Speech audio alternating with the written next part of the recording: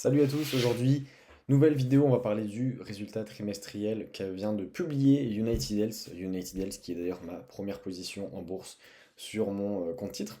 Donc, United Health vient de publier, très bonne publication d'ailleurs, on peut le voir d'ailleurs au cours de bourse qui a bien pris sur les dernières séances. Voilà, sur les 5 derniers jours, on a pris 11,6%. Voilà, là on est sur des plus hauts historiques tout simplement. L'entreprise bien évidemment a surpris et a battu le consensus pour avoir ce tel genre de performance, que ce soit au niveau du revenu comme du bénéfice par action ajusté, bien sûr, on parle en données ajustées, puisque comme vous le savez, vu que United Healthcare a été impacté par une cyberattaque qui a forcément joué sur le bénéfice, elle a dû accorder des prêts à plein d'entreprises, elle a subi des ralentissements du coup dans ses activités. Ça a impacté l'entreprise. Néanmoins, on va regarder ça tout de suite. L'entreprise a quand même une très belle croissance de ses opérations sur le trimestre en cours. On a globalement une croissance de 6,7% du chiffre d'affaires sur les 3 mois pour l'ensemble des activités. Du côté de United Healthcare, donc uniquement les assurances santé, c'est pareil, c'est assez intéressant. On est autour des 5-6% de croissance. Donc on a des marges voilà, qui sont impactées du côté de United Healthcare. Voilà, ils ont réussi à attirer de nouveaux clients. Cette branche-là continue de correctement performer. Du côté de Optum, la branche de services complémentaires, on a toujours une croissance assez impressionnante, de l'ordre de 15% des ventes. Et au niveau de la marge opérationnelle, on est là aussi en croissance. Toutes les branches au sein de Optum fonctionnent bien, que ce soit Optum Health, Optum Insight et Optum RX. Donc ça, c'est parfait. Et par contre, c'est un peu au niveau de la marge opérationnelle que ça pêche. Alors ça va qu'après, voilà, en ajusté, ils ont des résultats qui sont quand même très convenables. Mais en données officielles, on sent bien que la cyberattaque a eu un impact. Donc je vais vous montrer aussi rapidement le tableau de résultats. Donc je vous ai dit, le chiffre d'affaires, ça a augmenté à un rythme intéressant. Là où ça pêche, du coup, c'est sur les marges et notamment le ratio des coûts médicaux. Le ratio des coûts médicaux qui est un ratio hyper important. En fait, ça montre à quel point l'entreprise gère bien, du coup, ses dépenses médicales. Et là, en fait, ça a quand même assez augmenté. Il y aura plusieurs raisons à cela et on va voir ces raisons tout de suite. Donc j'ai pris des notes du dernier conference call, donc il y a plusieurs points qui ont été intéressants. Premièrement, du coup, Andrew Whitty, le CEO, a parlé de l'IA, donc forcément on est dans une période où l'IA prend énormément de place durant les présentations aux actionnaires. Donc il disait que voilà, des investissements ont été faits dans la partie technologique, notamment l'IA. Il y a des centaines de cas d'utilisation, que c'est pas uniquement voilà, de la théorie, c'est vraiment des cas pratiques, et qui vont générer des milliards de dollars d'économie, d'efficience durant les prochaines années. Donc on y est. De toute façon, après, c'était pas une surprise, c'était une surprise pour personne. United Health, c'est une entreprise qui a énormément de services, d'administratifs, et donc forcément, cette IA, elle va permettre d'accélérer tous ces processus. L'IA va permettre d'améliorer l'expérience utilisateur, que ça va permettre plein d'améliorations, et que globalement, ça va permettre une croissance importante, et ça va être d'ailleurs l'un des drivers importants durant les 2 à 5 prochaines années, donc affaire à suivre, mais on est déjà dedans, et l'IA n'est pas du futur, c'est du présent, on commence déjà à s'en servir.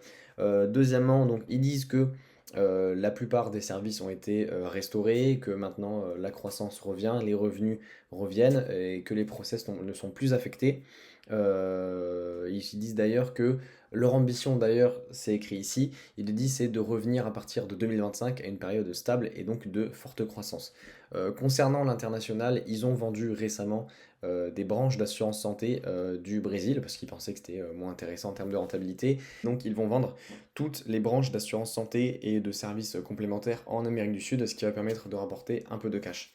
Enfin, ils ont dit que, et ça s'inscrit dans la suite logique de la cyberattaque, c'est que ils vont d'abord utiliser le cash afin de retrouver les services passés, de les restaurer, plutôt que de retourner du cash à l'actionnaire via des rachats d'actions, ce qui est totalement compréhensible. On préfère une entreprise qui marche, qui fonctionne bien, plutôt qu'une entreprise qui fonctionne à moitié, mais par contre qui retourne de l'argent aux actionnaires. Donc là, pour le coup, c'est un move très smart.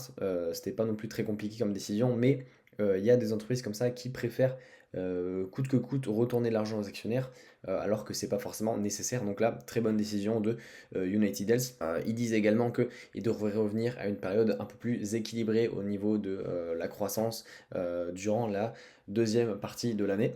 Enfin, donc, ils disaient, voilà, ça c'est des cas vraiment d'exemple de l'IA.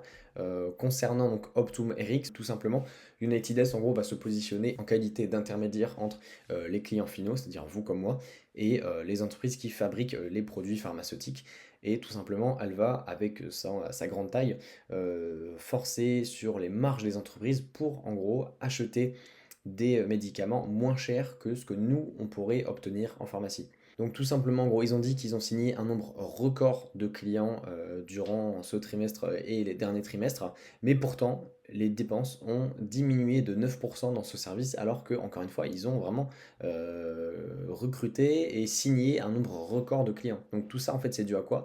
Alors pour l'instant, ils disent qu'en gros, c'est dû à la digitalisation, ils préfèrent ne pas trop s'avancer sur le terme IA, mais globalement, c'est ce qu'ils sous-entendent que à l'avenir, et c'est déjà le cas, il va y avoir des gros efforts d'efficience. Donc là, on voit bien clairement que l'IA a fait son travail, plus de revenus et moins de dépenses. Donc voilà, c'est la magie de l'IA, ça va permettre d'augmenter quand même assez fortement les marges et ça, c'est bénéfique pour nous actionnaires.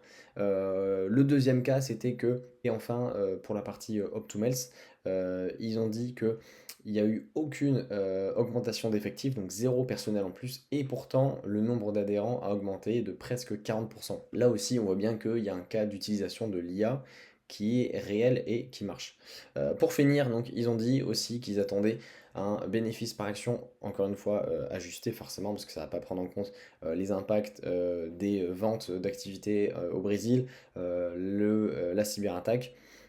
Donc ils attendent un IPS de 27,5 à 28 dollars. Et si on prend ça ben, au cours actuel, qui est de 566 dollars, en gros ça nous donne tout simplement un PER autour des 20, 20 et demi, quelque chose comme ça. Donc pour une boîte qui a toutes ces qualités-là, qui a un potentiel de croissance qui est quand même encore très très important, c'est quand même très très attractif. S'ajoute à cela ben, un dividende de 1,5%.